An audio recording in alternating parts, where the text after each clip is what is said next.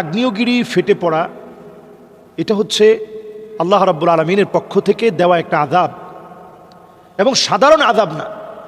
হাদিসের মধ্যে আসছে ফালিয়ারতাকিবু ইনদা যালিকা রিহান হামরা, চতুর্দিকে দাও দাও করে আগুন জ্বলবে, আগুনের লেলিহান শিখা চতুর্দিকে ছড়িয়ে পড়বে।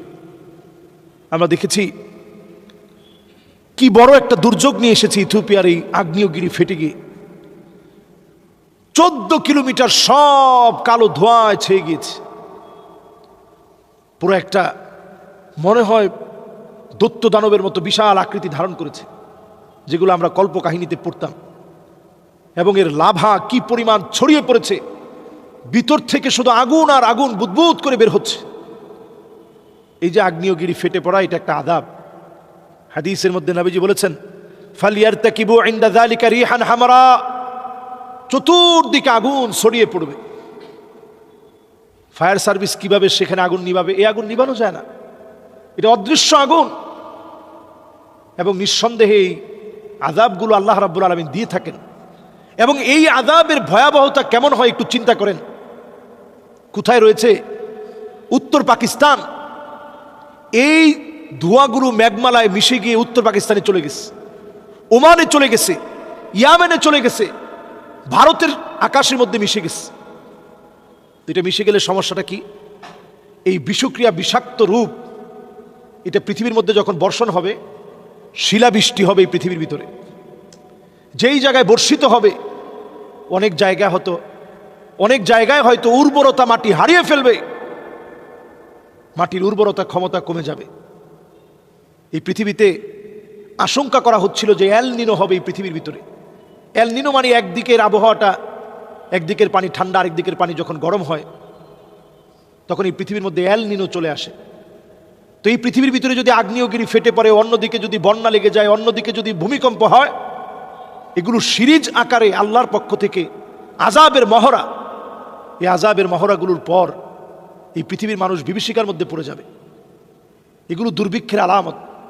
দুর্ভিক্ষের আগে আল্লাহ তাআলা এই আযাবগুলো দিয়ে থাকেন।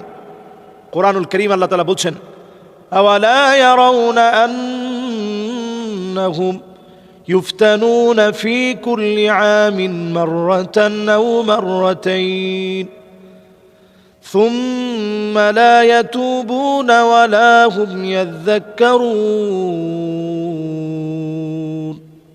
প্রত্যেকটা বছরে আল্লাহ তাআলা একবার অথবা দুইবার এই ধরনের আযাবগুলো দিয়ে, বিভিন্ন রকম আযাবের মহড়া দিয়ে আল্লাহ তাআলা পরীক্ষা নেন। এরপর আল্লাহ রাব্বুল আলামিন এই আযাব গজবগুলো দিয়ে পরীক্ষা নিয়ে দেখেন কারা তাওবা করে ফিরে আসে, কারা আল্লাহকে স্মরণ করে। আমরা যদি আল্লাহকে স্মরণ করতে শিখি, আল্লাহ তাআলা এই আযাবগুলো আমাদের থেকে উঠিয়ে নেবেন, গজব থেকে হেফাজত করবেন। সুতরাং ইথিওপিয়া সহ সারা পৃথিবীর ভিতরে এখন বিভিন্ন জায়গায় হঠাৎ একটা জায়গায় আগুন ধরে যাচ্ছে, হঠাৎ একটা জায়গায় বিপর্যয় নেমে আসছে, কোথাও ভূমি ধস হয়ে যাচ্ছে। এগুলো সব নবীজি সাল্লাল্লাহু আলাইহি সাল্লামের হাদিসে বলা হয়েছে। নবীজি বলেছেন যে এমন সময় আসবে খাসফান, পৃথিবীটার ভিতরে ভূমি ধস হবে, ফাটল ধরবে, মাসখা মানে উপরের দিক থেকে বিভিন্ন জিনিস পড়ে মানুষ মারা যাবে। আপনি একটু চিন্তা করেন, নাসার বিজ্ঞানীরা প্রায় বলছে বেল্ট থেকে পাথর নিক্ষিপ্ত হবে, সেই পাথর পড়ে মানুষ মারা যাবে। এখন আপনি যদি এটা হিসাব মিলায় দেখেন, আমরা সারা পৃথিবীর লোকেরা যারা বসবাস করছি পৃথিবীতে, প্রায় 800 কোটির উপরে মানুষ। এখন পৃথিবীর দিকে প্রতিনিয়তই বিভিন্ন পাথর ছিটকে আসে, আল্লাহ তাআলা সেটাকে উল্কিপিণ্ডতে রূপান্তরিত করে দেয়, ছোট বানায় দেয়। যে জায়গায় পড়ার কথা ছিল সেটা সেই জায়গা থেকে সরায়া সমুদ্র পৃষ্ঠের দিকে আল্লাহ তাআলা নিয়ে যান। এতে করে আল্লাহর গোলামদেরকে আল্লাহ তাআলা আরেকটা সুযোগ দেন। সুতরাং প্রত্যেকটা আযাব আমাদেরকে শুধরে দেওয়ার জন্য আসে। আসুন আমরা তাওবা করে, যারা এখনো নামাজ পড়ি না, নামাজ ধরে ফেলি।